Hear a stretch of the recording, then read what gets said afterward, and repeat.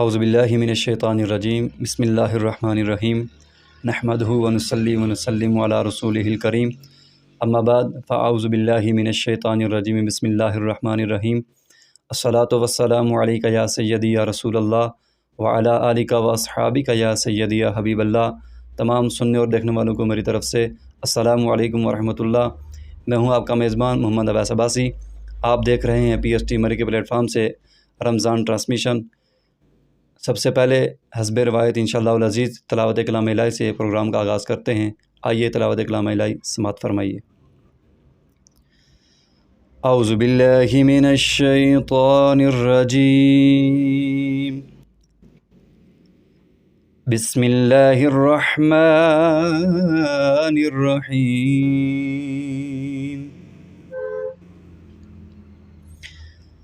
أرأيت الذي يكذب بالدين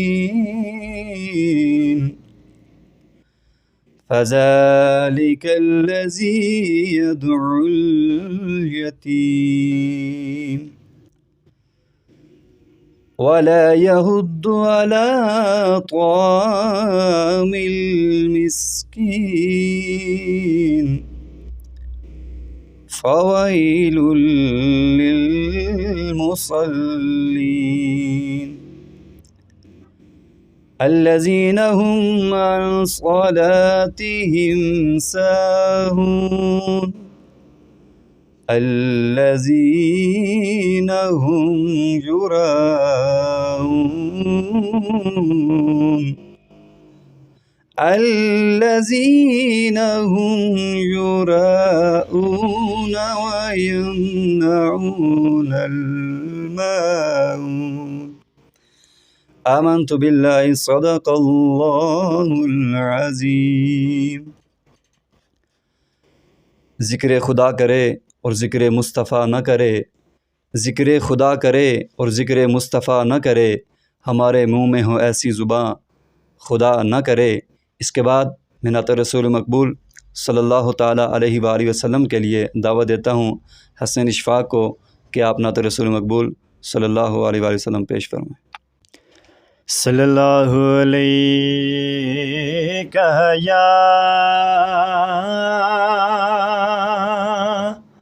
یا رسول اللہ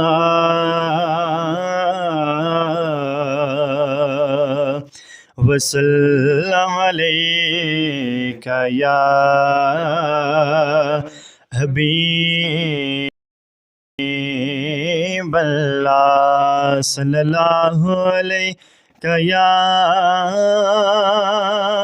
یا رسول اللہ وسلم علیک یا حبیب اللہ۔ کوئی دنیا عطا میں نہیں ہوتا تیرا، واہ کیا جود و کرم ہے شغبت تیرا، واہ کیا جود و کرم ہے شغبت تیرا، کوئی دنیا عطا میں نہیں ہوتا تیرا، ہو جو خاتم کو میسر یہ نظارہ تیرا، کہ اٹھے دیکھ کے بخشش میں یہ رتبہ تیرا، واہ کیا جود و کرم ہے شغبت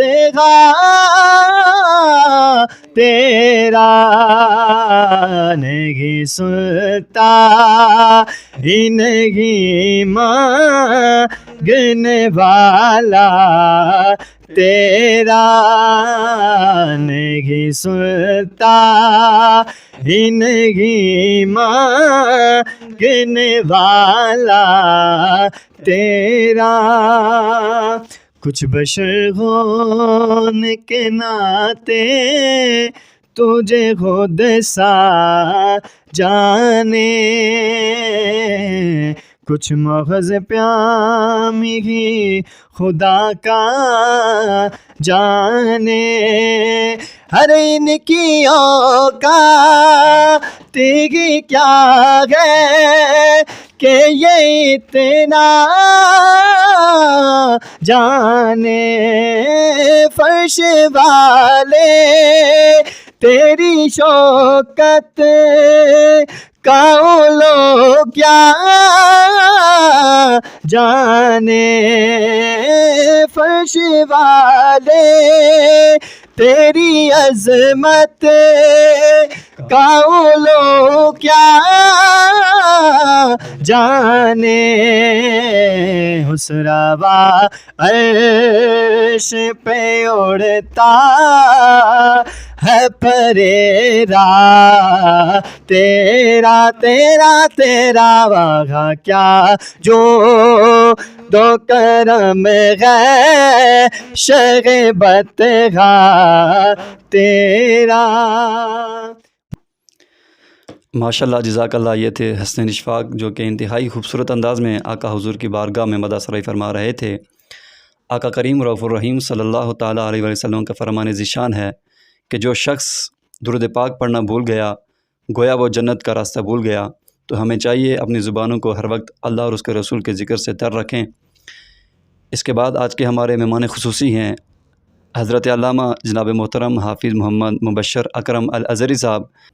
سب سے پہلے میں آپ کا تہہ دل سے مشکور و ممنون ہوں کہ آپ نے اپنی مصروفیات سے وقت نکالا اور یہاں تشریف لائے. میں آپ سے ملتمس ہوں کہ آپ قرآن و حدیث کی روشنی میں رمضان المبارک کے حوالے سے اور فکر آخرت کے حوالے سے لب کشائی فرمائیں. جناب محترم حافظ محمد مبشر اکرم الازہری صاحب. بسم اللہ الرحمن الرحیم. نحمدہ ونصلی ونسلم علی رسولہ النبی الامین المکین الحنین الرؤوف الرحیم. اما بعد فاعوذ باللہ من الشیطان الرجیم. بسم اللہ الرحمن الرحیم. شہر رمضان الذی انزل فیہ القرآن. صدق اللہ و مولانا العظیم. معزز حاضرین و ناظرین، اللہ رب العزت کی بارگاہ اقدس میں دعا کرتے ہیں کہ مولا کریم نے رمضان المبارک کی ان مبارک ساعتوں میں ہمیں آج رمضان اور قرآن کے حوالے سے اس حبیبی چینل کے ذریعے گفتگو کرنے کا موقع عطا کیا ہے. اللہ کی بارگاہ میں دعا ہے کہ ہماری یہ مجلس اپنی بارگاہ میں اللہ رب العزت قبول فرمائے. اور حبیبی ٹی وی کے تمام ممبران، پوری ٹیم کو میں مبارکباد پیش کرتا ہوں. یہ خوبصورت پروگرام انہوں نے اس کا انعقاد کیا اور نوجوان نسل کو اس طرف راغب کرنے کے لیے بھرپور کوشش کی. اللہ رب العزت اس کو اپنی بارگاہ میں قبول فرمائے. سامعین محترم، جب ہم رمضان کی بات کرتے ہیں اور ساتھ قرآن کی بات کرتے ہیں تو رمضان کا جو نام ہے یہ اللہ رب العزت نے خود نام رکھا ہے. اب اگر دیکھیں نا، قرآن مجید میں کسی ماہ مقدس کا نام اللہ نے خود تجویز نہیں کیا. اسلامی جتنے بھی مہینے ہیں ان کا نام قرآن مجید میں سوائے حج کے ارکان، نماز کا ذکر ہے، اسی طرح زکوٰۃ کا ذکر ہے، لیکن بطور ماہ، بطور ایک شہر کے طور پر، مہینے کے طور پر ذکر نہیں کیا. اگر ذکر فرمایا اللہ نے تو اس کا ذکر صرف شہر رمضان الذی انزل فیہ القرآن، ساتھ نام بھی رکھا اور اس کا مختصر سا تعارف بھی کروا دیا کہ یہ وہ مہینہ ہے جس میں قرآن مجید نازل ہوا ہے. اب رمضان کو جب ہم نے دیکھا ڈکشنری میں، عربی لغت میں، تو یہ رمضان رمضا سے نکلا ہے جس کا معنی ہے گرمی کی شدت. تو عرب لوگ جب نام رکھ رہے تھے، تجویز کر رہے تھے، تو اتفاق سے یہ رمضان جو ہے وہ گرمی کے موسم میں تھا، شدید گرمی تھی، تو اس وقت اس کا نام رمضان رکھا. کہ کیا مطلب؟ کہ شدید گرمی جو انسان کو جلسا دیتی ہے، جو اسے جلا دیتی ہے، اتنی شدید گرمی۔ تو اس کی وجہ کیا تھی؟ اس کی وجہ ایک یہ ہے کہ جب انسان اس شدت کے موسم میں روزہ رکھتا ہے تو چونکہ انسان کا باطن پوری 11 ماہ وہ غلاظت سے، گناہوں سے، اللہ کی نافرمانی سے، غیبت سے، حسد سے، جھوٹ سے، اندر سے باطن جو ہے وہ سیاہ ہو چکا ہوتا ہے، وہ غلیظ ہو چکا ہوتا ہے۔ تو اب اللہ پاک نے ایک ایسا سسٹم انسان کو دیا ہے کہ جب اگر وہ 11 ماہ بھی وہ فرما برداری کرے، لیکن بطور انسان اگر نافرمانی کرتا ہے تو اے انسان آ جا، 1 مہینہ میں تجھے عطا کرتا ہوں، اگر تو گناہوں سے لت پت ہے تو آ، اس ماہ مقدس میں تو روزے رکھے گا، عبادات کرے گا، تو وہ جو تیرے گناہ کی شکل میں تیرے اندر غلاظت بن گئی ہے، میں اسے وہ اس شدت کی وجہ سے اس غلاظت کو دور کر دوں گا، صاف کر دوں گا، اور اس ماہ مقدس کی برکتوں سے اندر نور و علی نور پیدا ہو جائے گا۔ اس کی ایک وجہ تو یہ ہے۔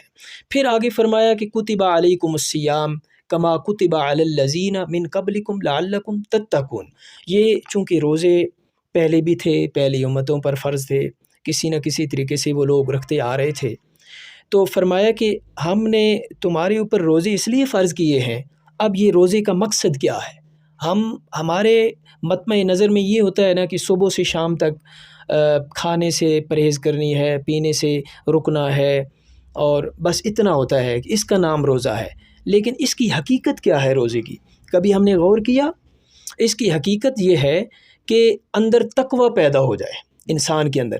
اب سوال پیدا ہوتا ہے کہ تقوی کیا ہے؟ تقوی سامعین ذی وقار اور معزز ناظرین، تقوی یہ ہے کہ انسان جو اس کی اللہ اور اس کے رسول نے جو چیزیں اس کے اوپر حرام کی ہیں وہ تو اس نے چھوڑنی ہے، وہ تو ترک کرنی ہے، لیکن جو چیزیں حلال تھیں آج سے چند دن قبل کھانا پینا حلال تھا، اس کو اس نے چھوڑ دیا ہے۔ اب کھانا سامنے پڑا ہے، پانی پڑا ہے، اور کوئی شخص بھی نہیں ہے، لیکن اسے ہاتھ تک نہیں لگایا جاتا، پینے کی کوشش نہیں کی جاتی۔ تو جب ان حلال چیزوں کو انسان چھوڑتا ہے تو اس کے اندر ایک اللہ کا خوف اور اللہ کی طرف سے رجا پیدا ہوتا ہے، جسے ہم رجا اور خشیت کا نام دیتے ہیں، یعنی امید اور اللہ کا خوف پیدا ہوتا ہے۔ تقوی سے انسان کا باطن منور ہوتا ہے، کا خوف پیدا ہوتا ہے، تقوی سے انسان کا باطن منور ہوتا ہے۔ یہاں پر میں ایک حکایت کے طور پہ ایک کوٹ کروں گا، حکایت کہ ایک خاتون حضرت احمد بن حنبل رضی اللہ تعالیٰ عنہ کی خدمت میں حاضر ہوئی، اور اس نے ایک سوال رکھا، کیونکہ آپ فقہ کے امام تھے۔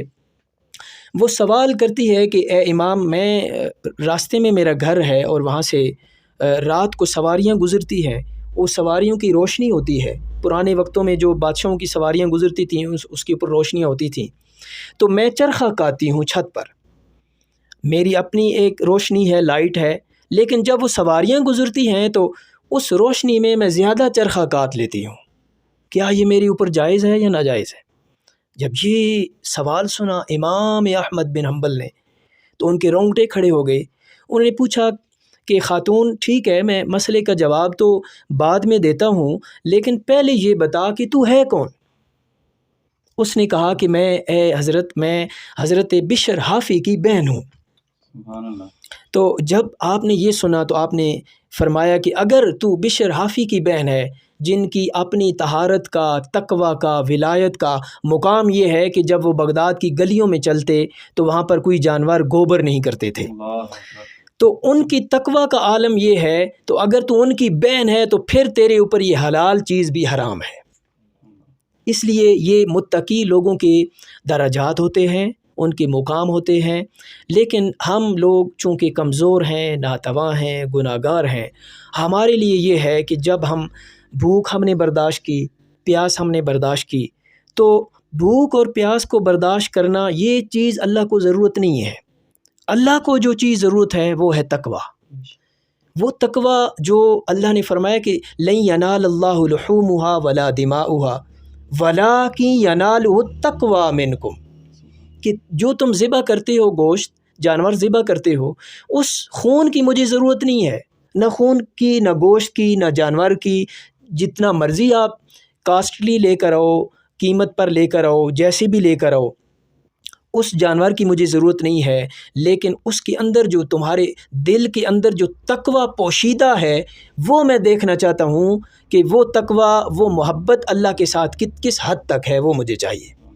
تو روزے کا بھی یہ مقصد ہے کہ جب ہم بھوک اور پیاس برداشت کریں تو ساتھ ساتھ اللہ کی خوف، اللہ کی خشیت اس کو بھی مد نظر رکھتے ہوئے حلال چیزوں کو جب ہم پورا 1 ماہ چھوڑے رکھا تو بس ایک پریکٹس ہو گئی، ایک ایکسرسائز اللہ نے دی۔ جب ہم پورا مہینہ یہ عمل کیا تو اس کا نتیجہ کیا نکلا کہ اس ماہ کے بعد جو ہی غیر رمضان ہوتا ہے تو اس میں بھی ہم جن چیزوں کو ترک کیے رکھا تھا، اب جیسے جھوٹ ہے، غیبت ہے، چغلی ہے، گالی ہے، تہمت ہے، بدگمانی ہے، عیب گوئی ہے، عیب جوئی ہے، یہ جو مفسدات ہیں، یہ گناہ ہیں جو ہمیں نظر نہیں آتے، ان کو جب ہم نے چھوڑا تو پریکٹس یہ ہوئی کہ 1 مہینہ یہ چھوڑتے رہے، اور رمضان کے فوری بعد بھی جب ان کو نہیں کریں گے، ترک کرنے دیں گے اور ترک عن المعاصی کر دیں گے، گناہوں سے دور ہو جائیں گے، تو یہ منشا اللہ کی ہے، یہ روزے کا اصل مقصد ہے۔ تو باقی دنوں میں بھی انسان کسی دوسرے کو تکلیف نہ پہنچائے، کسی دوسرے کی عیب جوئی نہ کرے، عیب گوئی نہ کرے۔ یہ 2 الگ الگ ورڈ میں نے یوز کیے ہیں، عیب جوئی اور عیب گوئی۔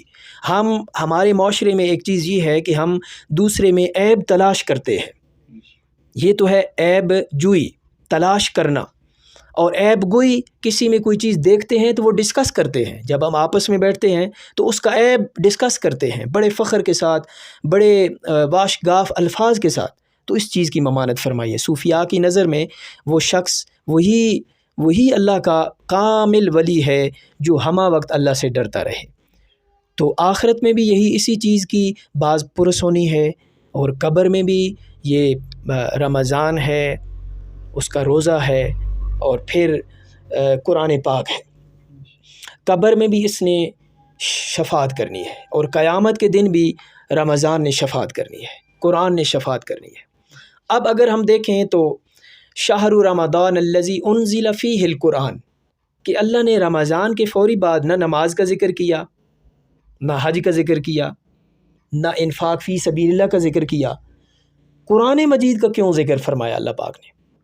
یہ قرآن کو رمضان سے گہری نسبت ہے، گہرا تعلق ہے، چولی دامن کا ساتھ ہے دونوں کا، کہ رمضان کے ساتھ جب کوئی بندہ قرآن پاک کی تلاوت کرتا ہے، دن کو وہ روزے سے ہوتا ہے، شام ہوتی ہے تو وہ قیام میں کھڑا ہو جاتا ہے تراویح کی صورت میں، قرآن پاک سنتا ہے، سناتا ہے، پھر وہ ختم ہو جاتی ہیں، وہ قیام اللیل کرتا ہے، اس میں بھی تلاوت کرتا ہے۔ تو گویا کہ اس کا دن بھی اور رات بھی یا رمضان کے ساتھ اس کی نسبت ہے روزے کے ساتھ، اور رات ہو جاتی ہے تو اس کی نسبت قرآن کے ساتھ ہو جاتی ہے۔ تو یہ جو نسبت ہے اللہ پاک نے رکھی ہے رمضان کی قرآن کے ساتھ، تو چونکہ جہاں پہ رمضان نے شفاعت کرنی ہے، اسی طرح قرآن نے بھی شفاعت کرنی ہے۔ اور ایک اور اگلی بات میں حدیث کی روشنی میں یہاں پہ عرض کرنا چاہتا ہوں، معزز ناظرین کو میں اس طرف توجہ دلانا چاہتا ہوں کہ جب قیامت کا دن ہوگا تو اللہ رب العزت جنت کا افتتاح فرمائیں گے۔ یہ بہت کم لوگوں نے یہ احادیث کا ایک خلاصہ عرض کرنے لگا ہوں۔ تو افتتاح جب جنت کا اللہ پاک فرمائے گا تو سب سے پہلے حضرت داؤد علیہ السلام کو بلایا جائے گا کہ اے داؤد آئیں اور قرآن کی تلاوت کریں۔ اس لیے جو لوگ قرآن سے آج دور ہیں، میں انہیں دعوت فکر دیتا ہوں کہ خدا را اپنی گوناگوں مصروفیات، یہ روزمرہ کے مشاغل، یہ غفلت، یہ سستی چھوڑ کر آئیں قرآن کی طرف، قرآن کو فزیکلی خود اٹھا کر پڑھیں۔ موبائل میں بھی ایپس موجود ہیں، کمپیوٹر میں ہیں، لیکن جو برکات قرآن کو ہاتھ میں پکڑ کر ملتی ہیں وہ برکات شاید ان ایسیسریز سے نہ آتی ہوں۔ تو اس لیے قرآن پاک کا مطالعہ، اس میں غور و فکر، افلا یتدبرون القرآن ام علی قلوب اقفالها، قرآن خود پیغام دے رہا ہے کہ تم تدبر کیوں نہیں کرتے قرآن مجید میں؟ کیا تمہارے دلوں پہ تالے پڑ گئے ہیں؟ ام علی قلوب اقفالها، عربی کا لفظ ہے اقفال، اس کا واحد آتا ہے قفل، یعنی تالا، قفل کا مطلب ہوتا ہے تالا، تو قرآن نے فرمایا ہے اقفال، تالے، ایک تالا ہو نا تو چابی سے کھل جاتا ہے، چابی گم ہو جائے تو بندہ ماسٹر کی بنوا لیتا ہے، تالا کھول سکتا ہے۔ لیکن یہاں پر جو جمع کا صیغہ ہے نا، یہ عربی میں تین سے زیادہ، تین یا اس سے زیادہ کوئی چیز ہو تو اسے قرآن یا عربی جمع کے صیغے سے استعمال کرتا ہے۔ تو اقفال یعنی تالے پڑے ہوئے ہیں تمہارے دلوں پر، مولا یہ پھر تالے کیسے کھلیں گے؟ تالے کھولنے کا واحد ذریعہ یہ رمضان المبارک ہے، اس میں عبادات کریں، اللہ سے ڈریں۔ میں وہ آخری 2 جملے عرض کر رہا ہوں کہ حضرت داؤد علیہ السلام تلاوت کریں گے، پھر حضرت جبریل تلاوت کریں گے، مختصر کر رہا ہوں وقت ختم ہو گیا ہے، تو پھر آقا علیہ السلام کو بلایا جائے گا کہ اے پیارے محبوب، آپ نے چونکہ مکہ اور مدینہ میں لوگوں کو قرآن سنایا ہے، قرآن آپ کے قلب اطہر پر نازل ہوا ہے، تو آپ تشریف لائیں، آپ قرآن کی تلاوت فرمائیں۔ تو حضور صلی اللہ تعالی وسلم خود تشریف لائیں گے، قرآن پاک کی تلاوت فرمائیں گے۔ اس سے اگلا جملہ بہت ہی لطیف اور لطف اندوز جملہ ہے۔ اس کے بعد اللہ پاک خود فرمائے گا کہ اے اہل محشر، تم نے داؤد کی تلاوت سنی، جبریل کی سنی، میرے محبوب کی سنی، اب ہماتن خاموش ہو جاؤ، میں خود رب کائنات تلاوت کرنے لگا۔ تو اللہ رب العزت اس قرآن مجید کی تلاوت کریں گے۔ یہ حظ، یہ لطف، یہ کیف اس شخص کو ملے گا جو دنیا میں قرآن کے ساتھ اس نے دوستی بنائی ہوگی، قرآن کے ساتھ وہ جڑا ہوا ہوگا۔ اللہ کی بارگاہ میں دعا ہے کہ ہمیں رمضان کے مبارک مہینے میں حد درجہ عبادت کرنے کی اور جنت حاصل کرنے کی، اور ساتھ ساتھ قرآن پاک پڑھنے کی اور فکر آخرت کرنے کی توفیق عطا فرمائے۔ وآخر دعوانا ان الحمدللہ رب العالمین۔ ماشاء اللہ، یہ تھے حافظ محمد مبشر اکرم الازہری صاحب، جو کہ انتہائی خوبصورت انداز میں، انتہائی احسن انداز میں قرآن و حدیث کی روشنی میں شان رمضان اور شان قرآن بیان فرما رہے تھے۔ میں ایک بار پھر سے آپ کا تہہ دل سے مشکور ہوں کہ آپ نے مصروفیات سے وقت نکالا۔ تمام احباب سے گزارش ہے کہ ہمارے چینل کو زیادہ سے زیادہ سبسکرائب کریں اور ویڈیو کا پیغام کو آگے پہنچائیں۔ آپ اپنے میزبان اویس عباسی کو اجازت دیجیے۔ اللہ حافظ۔